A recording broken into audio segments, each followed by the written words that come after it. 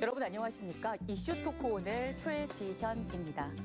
청석학원으로 출발한 청주대학교가 올해 개교 75주년을 맞았습니다. 현재 대한민국은 학령 인구의 감소, 또 인구 절벽을 앞두고 사회 각 분야가 구조적 모색을 행하고 있는데요. 대학은 어떨까요? 오늘 차천수 청주대학교 총장을 모시고 학령 인구의 감소에 따른 대학 교육의 변화를 주제로 말씀 나누어 보고자 합니다. 차천수 총장 모셨습니다. 안녕하십니까? 안녕하십니까? 네, 어서 오세요. 네. 먼저 우리 도민 여러분들께 인사 말씀 부탁드리겠습니다. 네, 안녕하십니까? 청주대학교 총장 차천수입니다. 이렇게 방송을 통해서 여러분들을 뵙게 돼서 반갑습니다. 네, 반갑습니다. 앞서서 제가 학령 인구가 많이 감소하고 있습니다라고 말씀을 드렸는데요. 실제 많은 지금 변화 상황이 굉장히 큰 편이죠. 네. 우선 제가 이제 이 청주대학의 총장으로 부임하게 된 그런 동기, 네. 그때부터 이제 말씀을 좀 드릴까 합니다. 그러니까 3년 전에 청석학원으로부터 청주대학이 여러 가지로 위기상에 다다랐다. 매년 계속해서 적자를 내고 있고 또 내부의 불협화음도 다소 있고 그런 상황에서 대학을 좀 안정화시키고 네. 또 재정적인 문제도 좀 해결할 수 있는 분이 왔으면 좋겠다. 그런 내부적인 토론이 있어가지고 그 다음에 이제 제가 기업 출신이기 때문에 기업 출신의 또 모교 총장을 할 수 있는 그런 사람을 찾다 보니까 저한테까지 연락이 오게 된 겁니다. 그래서 처음에 이제 그런 제의를 받고는 며칠 동안 잠을 못 자고 여러 가지 고민을 많이 했습니다. 우선적으로 제가 모교 총장을 해가지고 잘할 수 있겠느냐, 성공적으로 할 수 있겠느냐 하는 거. 두 번째는 학교에 대해서 전혀 모르는 제가 학교에 대한 거를 제대로 경영을 할 수 있겠느냐 하는 문제. 또 세 번째로는 적지 않은 내부의 조금스러운 의견이 다른 부분들이 충돌하고 있는 걸로 알고 있는데 그런 것도 잘 해결할 수 있을까 하는 여러 가지 고민을 좀 했었습니다. 네. 첫 번째로는 이제 이 기업가 출신이 과연 지금 상황에서 맞는 거냐 하는 고민을. 기업에서 몇 년 정도 계셨더랬습니까? LG그룹, 그다음에 GS그룹, 효성그룹을 거쳐서 한 40년 정도 네. 근무를 했었고요. 건축공학 박사시잖아요. 예, 건축공학 했습니다. 근데 이제 보니까 뭐 CEO로서 이렇게 네. 역량을 발휘하셨더라고요. 네. 네. 기업에서 계시다가 이렇게 학교로 올 때 고심이 깊었다 지금 이런 말씀을 하셨는데요. 네. 어떻게 해서 결정을 그럼 하게 되셨던 건가요? 글쎄요. 그래서 이제 우선 제가 졸업했던 학교, 네. 모교죠. 청주대학교가. 모교에 네. 대한 이런 어려움이 있다는데 이걸 내가 한번 해결해보자 하는 그런 마음을 갖게 됐고요. 또 저는 이렇게 생각합니다. 이 사립대학은 기업과 똑같다 이렇게 생각을 합니다. 그렇겠죠. 그래서 이제 재정적인 부분이 안정화가 돼야 학교가 정상적으로 돌아갈 수가 있다고 저는 생각을 하고 학자 출신보다는 기업가 출신인 제가 한번 해봐도 좋을 것 같다 하는 그런 생각을 하고 기업가 출신으로서 네. 학교에 이제 발을 디디게 됐습니다. CEO로서의 이제 위기 관리 능력을 네. 인정을 좀 받아야 되는 상황이니까 네. 리더십을 발휘할 수 있도록 각오를 하셨군요. 네, 그런 생각을 했습니다. 우선 이제 학령 인구가 많이 감소하고 있어서 네. 사실 청주대학교는 뭐 충청권에서는 굉장히 명망 있는 사학 아니겠습니까? 네. 그래서 다들 생각하기에 청주대학교 정도라면 에이 뭘 그래도 아무리 어려워져도 청주대학교인데 이런 의견들도 많이 있으신데 학령 인구는 계속 감소하고 있어서 이에 대한 분석은 또 하셨을 것 네, 같아요. 그렇습니다. 어떤 분석을 하셨습니까? 우선 이제 학령 인구에 들어가기 전에 네. 인구 문제를 먼저 살펴봐야 됩니다. 그래서 인구 절벽이 이제 다가오는 그런 현상이 됐고요. 네. 이 인구 절벽 현상이 어떻게 우리나라에는 영향을 주고 있는지를 한번 보면 그게 2014년도로 지금 예상을 하고 있죠.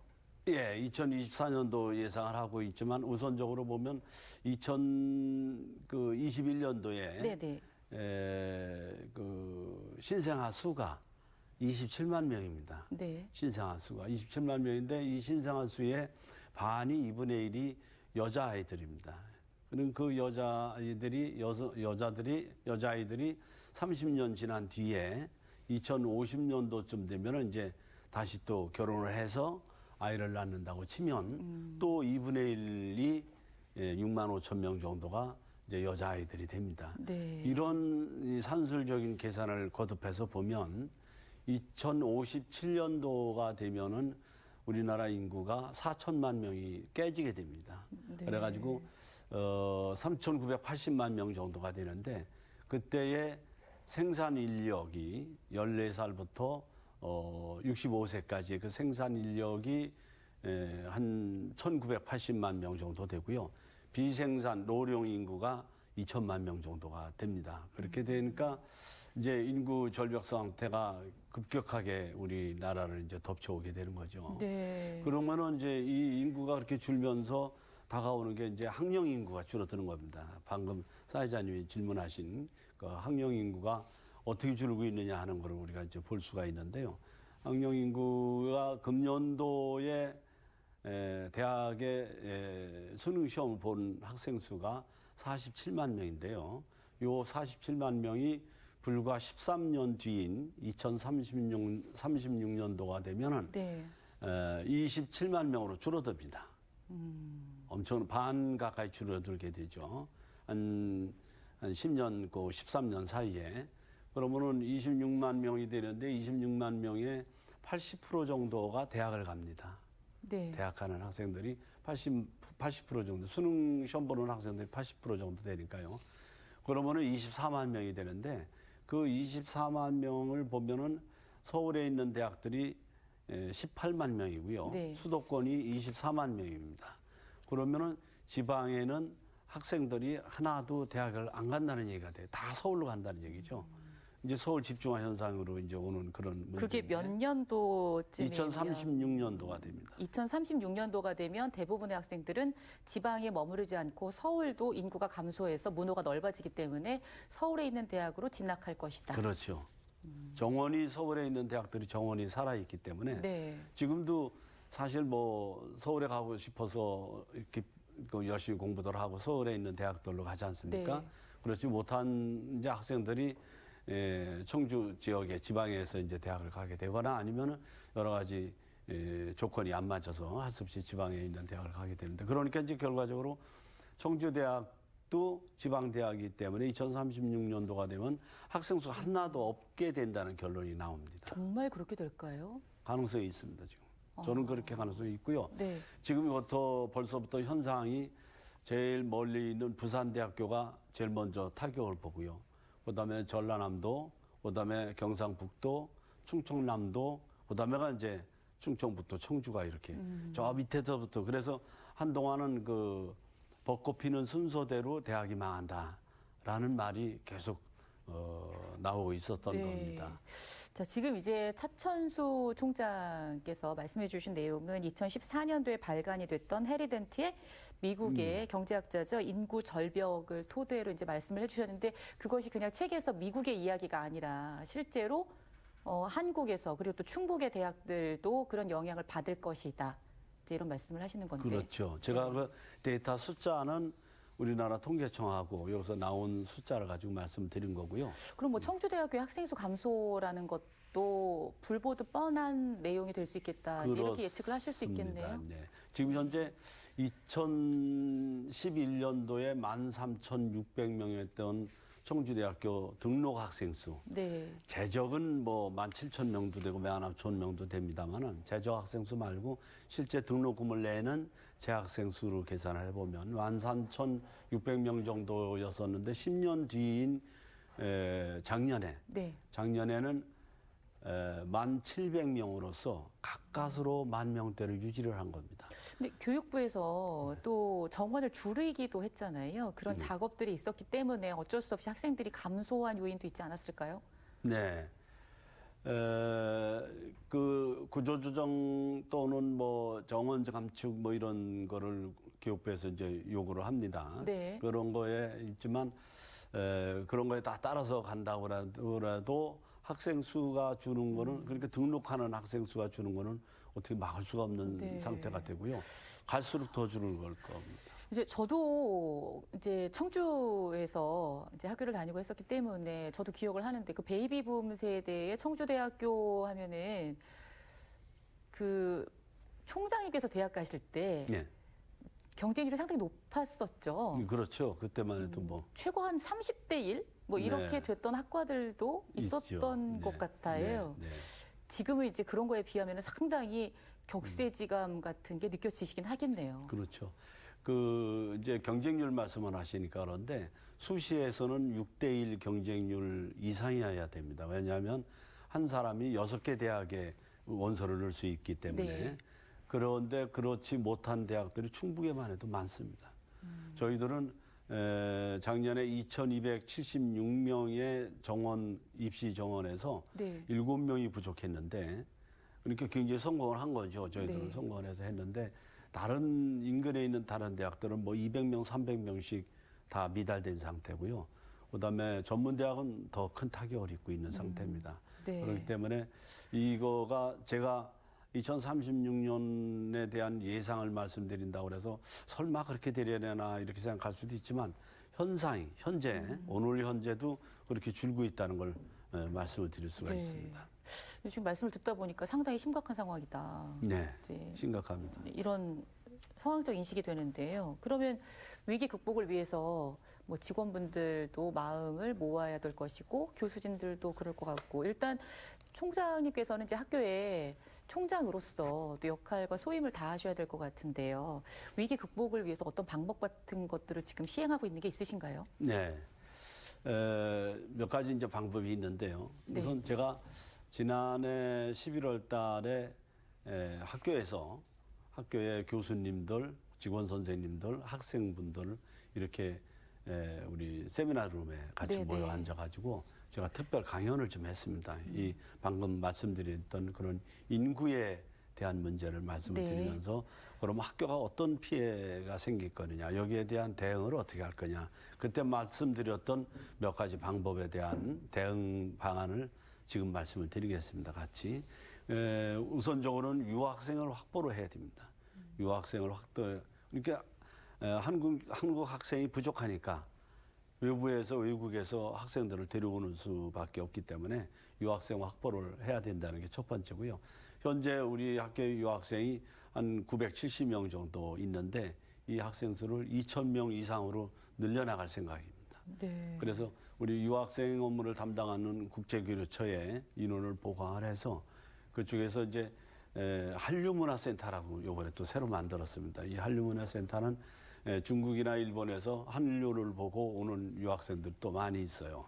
그래서 그 유학생을 확대하는 방안이 이제 한 가지가 있고요. 지금 그 청주대라고 하면 유학생 수가 상당히 높고 중국 학생들이 많이 오는 학교로 알려져 있는데요. 지금 말씀하시는 게 나라가 이제 중국을 중심으로 말씀을 하시는 건가요?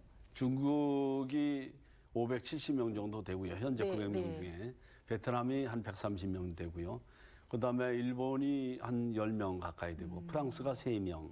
또 그 나머지 외부에 있는 다른 대학들이 또 몇몇씩 이렇게 해가지고 전 세계에서 970명 정도 있는데 네. 그 인원을 이제 중남미 쪽을 요새 저희들이 네. 타겟책으로 찾고 있고요. 네. 중국이 지금 봉쇄 정책 때문에 아직 학생들이 못 들어오고 있는데 그래도 인원 수가 많기는 중국이 제일 많습니다. 그래서 네. 중국에도 계속 영향을 우리가 가지고 가야 된다고 보고 있죠. 네. 그럼 유학생을 늘리는 방안. 네. 네. 그다음 방안은 또 어떤 두 번째가 이제 대학원생을 더 확대하는 방법입니다. 대학원생이 청주대학 유사 이래로 금년에 처음으로 770명이란 대학원생이 생겼습니다. 아, 그전에는 없었나요? 있었지만 그렇게 많지가 않았죠. 100명, 200명, 300명 뭐 이랬는데 금년에 처음 770 몇 명 정도, 770명 정도의 대학원생이 늘어났습니다. 네. 이 대학원생이 이제 앞으로 확대를 많이 해서 대학원생을 많이 늘려야 되는데요. 대학원생이 는 이유는 어디에 있는 건가요? 우선 학과 개설을 대학원이 올 수 있는 학과 개설을 많이 했어요. 네. 학과 개설해서 예를 들면 우리 충청북도에 방사관 가속기 학과, 방송기 가속기가 들어오지 않습니까? 그래서 관련된 학과 또 여러 가지 기타 몇 가지 학과들을 더 넣어서 네. 확보를 좀 하기 시작을 했고 또 이 지방에 있는 그 전문 대학 출신이나 또는 일반 대학에서 대학원을 찾아오는 네. 학생들이 좀 늘어났습니다. 그래가지고 이번에 대학원생이 늘어났는데 대학원생을 이 속도로 해서 1,000명 이상 대학원생을 확대를 해야 되고 세 번째가 이제 사회적으로 많이 관심을 갖고 있는 평생교육 체제입니다. 네. 그래서 평생교육원이 지금 뭐 지자체에도 있고 하다못해 백화점에도 있습니다. 평생교육원이. 그렇지만 거기하고 차별화해서 저희들 그 평생교육원 그 체제를 전인교육 체제로 바꿉니다. 바꿔서 이제 누구나 와서 공부하고 또 자격증도 따고 기술 자격증도 따고 또 어떤 편에는 그 이제 취미생활을 그 평생교육원에서 와서 취미생활하는 분들도 있습니다. 그래서 네. 평생교육원의 체제 자체를 평생 전인교육 체제로 바꿔가지고 평생교육원 학생을 많이 확대해 나갈 그런 네. 상태에 있습니다. 그럼 지금 이제 말씀 들어보니까 해외 유학생 확보 그리고 대학원생. 네. 대학원생이 진학할 수 있는 그런 학과를 개편했다는 거 참 바람직하다라는 생각이 드는군요. 네. 그리고 평생 교육의 활성화. 네. 네, 우선 이렇게 세 가지 방법을 이제 그 제안을 하셨고요. 네. 그리고 뭐 또 다른 방법 같은 이제 걸 산학협력 전담. 기업과 학교가 이제 함께 예. 연구를 한다는 얘기죠. 예, 그렇습니다. 이건 어떤 도움이 될까요, 학교에는? 이제 앞에는 이제 학생 수를 늘리는 방법이었었고요. 네.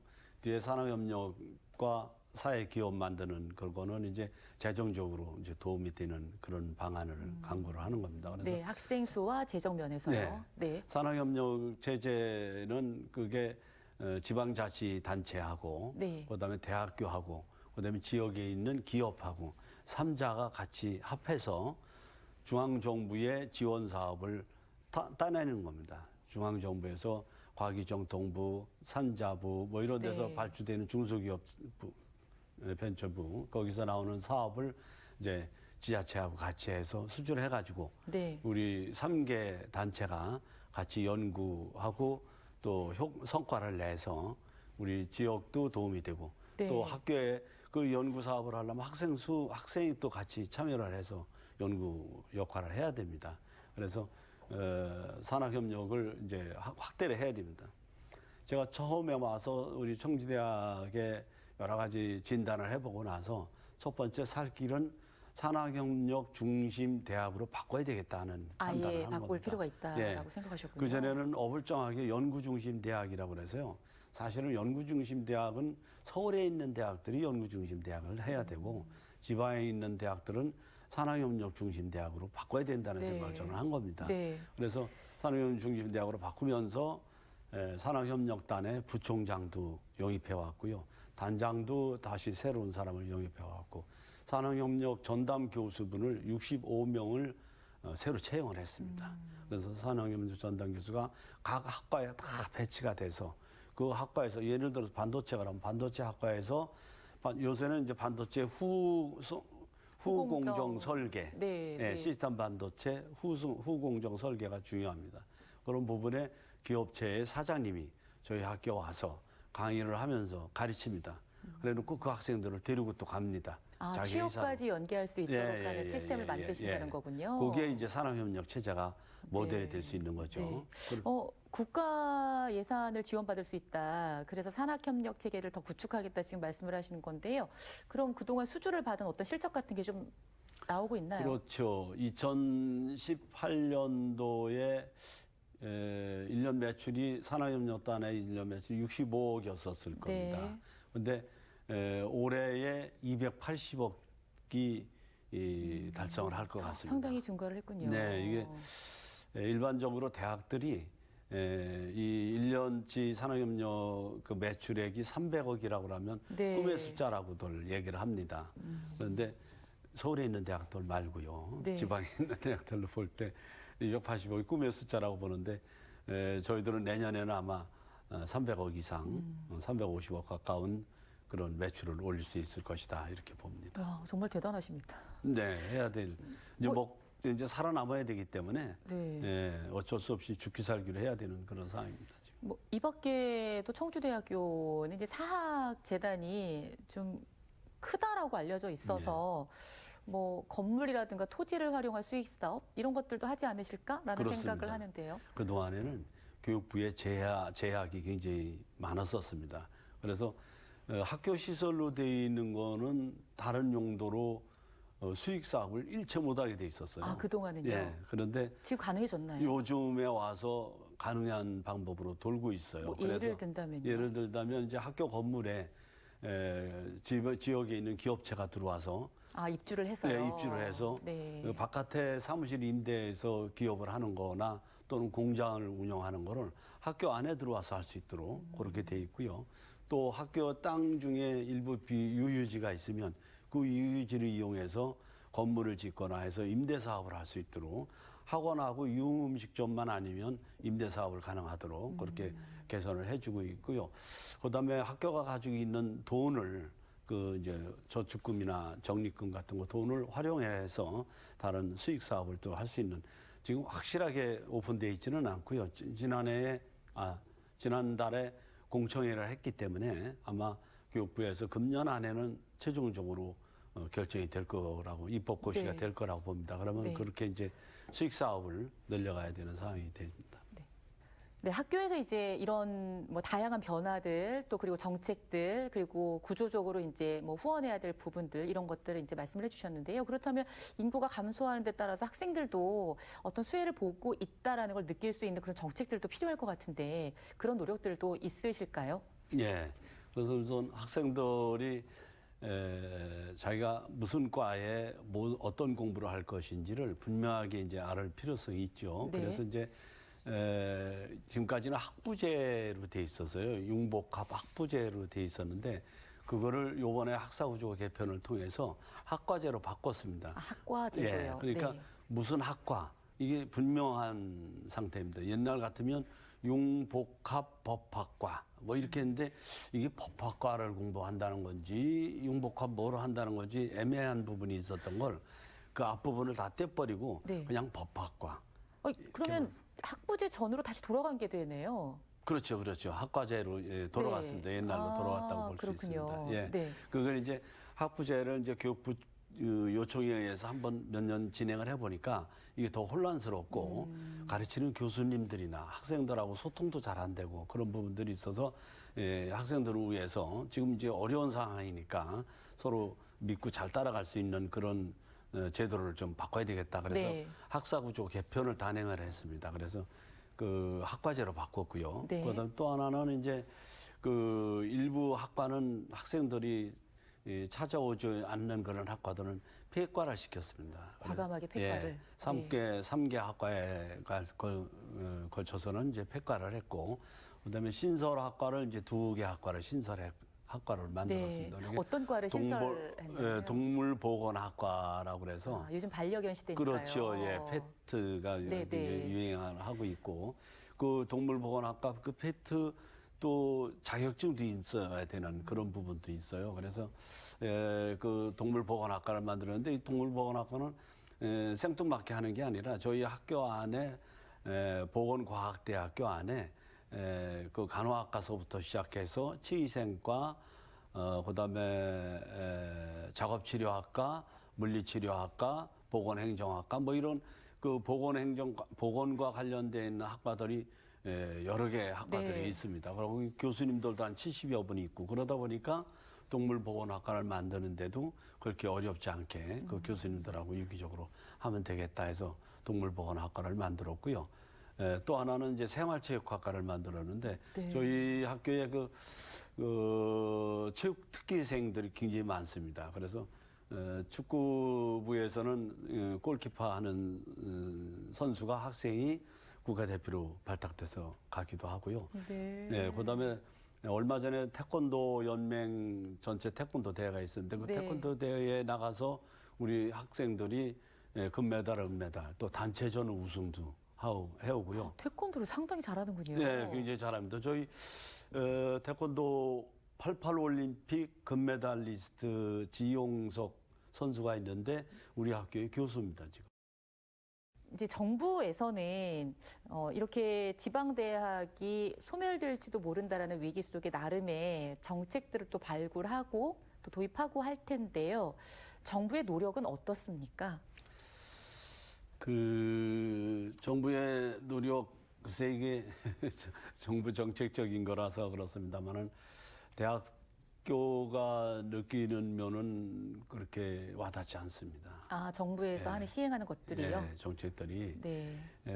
우선적으로는 국립대학 위주로 이렇게 해나가고 있는 정책이고요. 여기서 말하는 정책은 지원 정책을 말씀하시는 건가요? 네. 지원 정책이 국립대 중심으로 흐르고 있다. 네, 그렇습니다. 그렇고 그다음에 이제 지원 정책 말고도 또 이 평가하는 것도 네. 일률적으로 줄을 쫙 세워가지고 평가를 하고 그러기 때문에 저희 대학은 뭐 그런 쪽이 그렇지는 않습니다. 좀 작은 대학들은 그 평가하느라고 1년 내내 거기에 교수들이 빠져들어 있어서 제대로 학생들 가르치는데 시간을 많이 뺏기게 되는 흔히 말하는 그런 페이퍼 상황이 쓴다. 네, 보고서 쓰느라고. 네, 보고서 쓰느라고 네. 시간을 다 보내서 네. 학생들과의 면대면 커뮤니케이션이 좀 시간이 줄어들 수 있다. 네, 이런 그렇습니다. 말씀이시죠. 그거는 뭐 그렇다 치더라도 또 한 가지 정부 대책에 제가 이제 호소하고 싶은 부분은 네. 그 중앙정부에서 이제 과기정통부, 산자부, 중소기업, 벤처부 뭐 이런 데서 이제 이 사업을 이렇게 발주를 하는데 이거를 중앙정부에서 사업 발주를 하니까 주로 그거를 그 사업을 수주해가는 학교들이 서울에 있는 대학들이 다 수주를 해갑니다. 어머, 그럼 지방대 너무 어려워지는 거 아니에요? 그렇죠. 그래서 그런 사업 나오는 게 한 2조 6천억 정도 이렇게 사업이 1년에 나옵니다. 나오는데 네. 그거의 63%를 서울에 있는 대학들이 다 가져갑니다. 왜 그렇게 서울로 많이 가나요? 그 지방에도 보고서도 가야 되지 않을까요? 그런데 어쨌거나 그냥 그렇게 이제 배분을 안 하고 그냥 그렇게 발주를 하니까 아무래도 서울에 있는 대학들이 교수님들도 많고 대학원생들도 많고 그렇기 때문에 서울에 있는 대학들이 아무래도 수주를 더 많이 하지 않겠습니까? 그래서 제가 이제 여러 번 앞에 유은혜 장관 있을 때도 여러 번 이제 유은혜 장관님하고 대담하는 시간에도 여러 번 요구를 했는데 그거를 그렇게 하지를 말고 그거의 상당 일정 부분은 아예 잘라서 지자체에다 줘라. 그럼 지자체가 그 돈을 가지고 지역에 있는 대학들하고 같이 경쟁시켜서 그걸 사업을 할 수 있도록 그렇게 하면은 훨씬 낫습니다. 뭐라고 하시던가요? 검토한다고 그랬습니다. 근데 여전히 검토한다는 말씀이 몇 년째 이렇게 네. 들어가고 있어서 그다음에 또 이 아까 유학생 제가 말씀드렸었는데요. 유학생도 지금 충북 그러니까 국립대학의 유학생이 네. 내는 등록금하고 사립대학에서 내는 유학생 등록금은 배의 차이가 납니다. 뭐 사립대학에 한 학기 등록금을 400만 원을 낸다고 하면 국립대학에는 200만 원 내고 들어온 네. 유학생들이 네. 그러니까 유학생들이 다 국립대학으로만 가려고 그러지 사립대학을 안 오려고 합니다. 아, 근데 그게 어디서 차이가 생기느냐면 세금에서 그러니까 정부 지원해주는 돈이 반을 유학생들한테 국립대학에 오는 유학생들한테 지원을 해줘요. 아, 국민의 세금이란 말입니까? 그렇지, 그게 세금이죠. 정부에서 주는 돈이 다 세금이죠. 아, 그런데 국민 세금을 우리 학생들끼리 열심히 경쟁하는데 쓴다 그러면 모르지만 해외 유학생들한테 그거를 줄 필요성이 있느냐 이거죠. 이것도 계산해달라고 여러 번 얘기를 했는데 이게 개선이 잘 안 되는 겁니다. 네. 앞으로는 꼭 바꿔줘야 될 그런 정책이 아닌가. 네. 네, 지금까지 이제 인구 절벽, 학생 수 감소에 대해서 정말 이 만만하지 않구나. 저도 이제 현실적으로 체감하는 그런 시간이 되었고요. 반면에 청주대학교 하면은 이름 있는 사학입니다, 사실. 네. 그래서 그동안 또 다양한 노력들이 있었고 앞으로 해 가야 될 것들이 있는데요. 제가 자료를 정리하다 보니까 충북 최초로 국제개발협력센터가 문을 열었는데 이게 어떤 곳인가요? 예. 국제개발협력센터는 이제 우리 그 정부의 코이카에서 이제 주관을 하는 그런 센터입니다.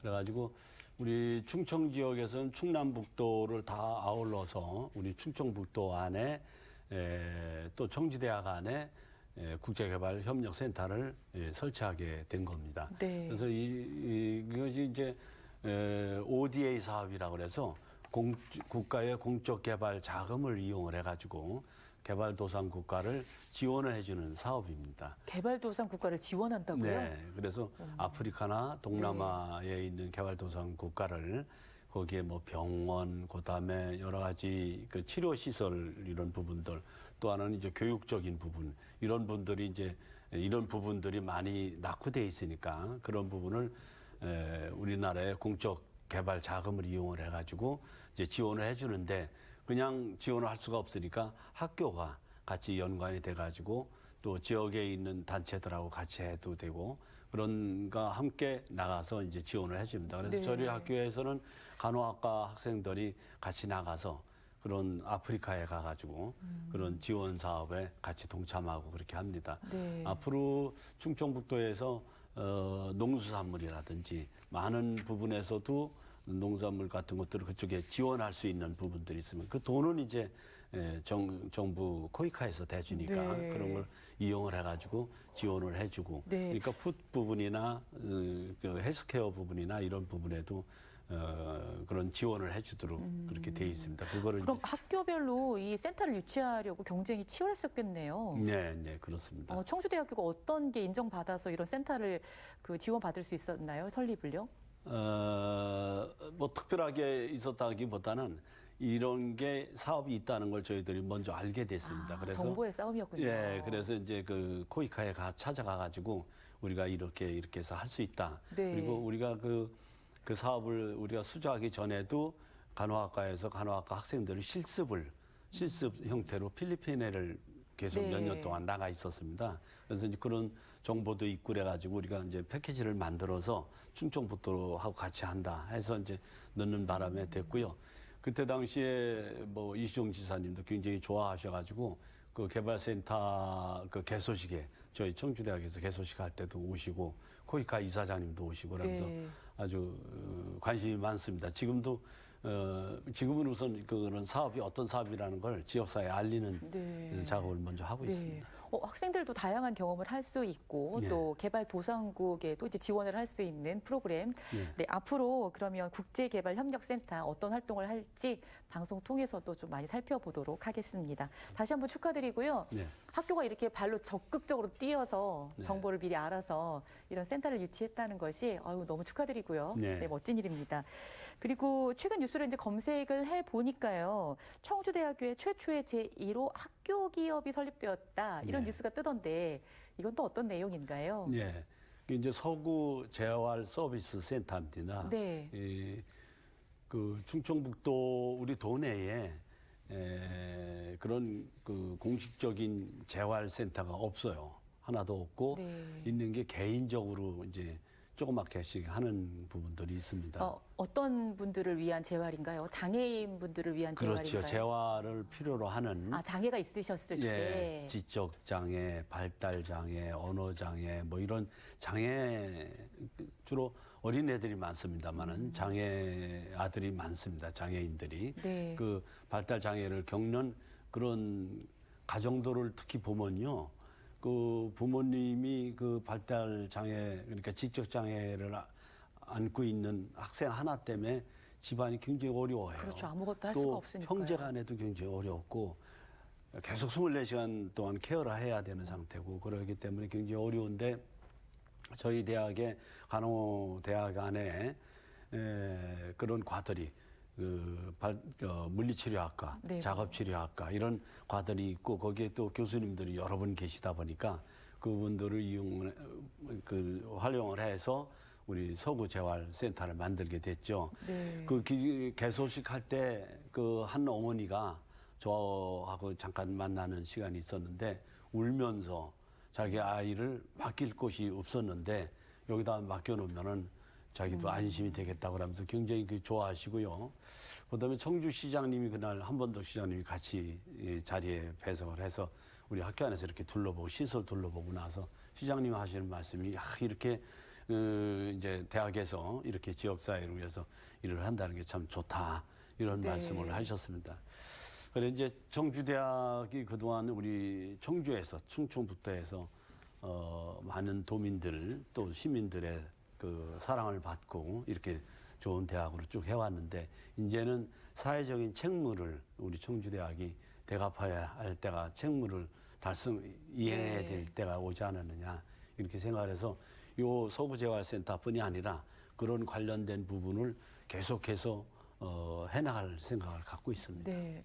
이 학교 기업은 그동안 설립할 수가 없었었나요? 1호라고 하는 거 보니까 뭐 특별한 이유가 있는 거 아닌가 싶기도 했어요. 그렇지는 않고요. 설립할 수는 있었는데 어렵습니다. 여러 가지로 우선 구성원들을 잘 이해를 시켜서 해야 되고 그다음에 교육부에 보고도 좀 해야 되고요. 그다음에 처음 그런 사업을 시작하려면 돈이 좀 들어가야 됩니다. 네. 그래서 돈 들어가서라도 하고 그래서 저는 이 학교 기업이라고는 하지만 서구재활서비스센터가 이익을 내는 것보다는 지역사회에서 역할을 충분히 할 수 있도록 그런 생각을 더 많이 갖고 시작을 하게 됐습니다. 네. 아, 그렇군요. 뭐 체육관 이름도 서구이고요. 네. 지금 말씀하신 이제 센터도 이제 서구이고요. 네, 뭐 서구라는 이름을 붙인 이유가 특별히 있으시죠? 네, 그렇죠. 우리 김준철 전임 학원장님이시고 이사장님이시고 총장님을 하셨던 김준철 서구 박사님 계세요. 네. 그분의 호가 서구입니다. 아, 서구인데 호가 그러시군요. 이분이 이제 설립자의 아들이시고요. 네. 이대의 아들이신데 우리 청주대학을 지금 이런 큰 대학으로 만들게끔 체계를 만들어준 게 그 서구 박사님께서 만들어 주셨습니다. 그래서 그 서구 박사님을 우리 학교 구성원들 전체가 존경에 맞지 않는 그런 훌륭한 분입니다. 그래서 이번에 그 이름을 따서 우리가 잘 해보자 하는 뜻으로 그 서구 이름을 네. 모시게 됐습니다. 청석학원이 몇 년 전으로 거슬러 올라가서 설립이 됐던 건가요? 이제 100년 다 돼가는데요. 2024년 내후년이 100년 되고요. 100년 되고 이제 청주대학은 77년 됩니다. 네. 예. 그렇군요. 그러면은 그 사이에 많은 일을 뭐 이런 것들을 겪으셨는데 그래도 지금 말씀 들어보니까 지역민을 위해서 많이 노력하시려고 하고 또 지역민들과 함께 나누려고 하는 게 대학의 면모가 아닐까라는 생각이 네. 들어서 이것이 바로 대학의 위상이 아닐까라는 생각을 했어요. 많이 사랑받고 싶고 또 네. 사랑 드리고 싶은 마음이 있으실 것 같은데 이에 대해서 좀 한 말씀 네. 듣고 싶습니다. 사실 그 옛날에 청주 하면은 그 교육의 도시라고 그랬습니다. 이 교육의 도시라고 말이 나오게 된 게 저희 청석학원에 6개 초중고등학교가 있고요. 그다음에 청주대학까지 합하면 총 7개 대학이 있습니다. 7개 학교가 있습니다. 그래서 청석학원에 7개 학교가 그동안에 100년 동안에 많은 학생들을 배출을 해냈습니다. 그 학생들이 전 세계적으로 또 국가적으로 모든 면에서 가서 훌륭한 활동을 하고 있습니다. 그래서 특히 청주에는 우리 청주의 교육의 도시라고 일컬어질 정도로 네. 우리 청석학원에서 배출된 인원들이 많이 들어가 있었죠. 그래서 그렇게 하면서 이제 우리 청주대학이 또 청주에서 역할도 많이 했고 또 지역민들로부터 사랑도 많이 받았습니다. 그래서 이제는 저희들이 정말로 청주대학이 지역으로부터 사랑받는 그런 대학이 되기 위해서 사회적인 책무 우리가 해야 될 일을 뭐든지 많이 해야 되겠다. 네. 이런 생각을 계속 하고 있고요. 또 옛날에 청주대학의 위상이 굉장히 높았었습니다. 광복 이후에 처음 만들어진 종합대학입니다. 그래서 청주대학이 옛날에 그 위상은 중부권에서는 제1의 대학이었습니다. 그 의상을 되찾기 위한 노력을 많이 할 거고요. 또 학원 100주년을 맞이해서 그때까지 여러 가지 활동을 해서 청주 지역민으로부터 사랑받는 청주대학이 되고 또 옛날 의상을 되찾는 그런 청주대학이 되기 위해서 많은 행사도 하고 많은 노력도 하고 많이 활동을 하도록 그렇게 하겠습니다. 네. 요즘 뭐 환경인구 감소, 인구 절벽 이런 단어들 앞에서 청주대학교는 어떨까 궁금하기도 했는데요. 개교 75주년 맞아서 정말 의미 있는 말씀을 많이 들었고요.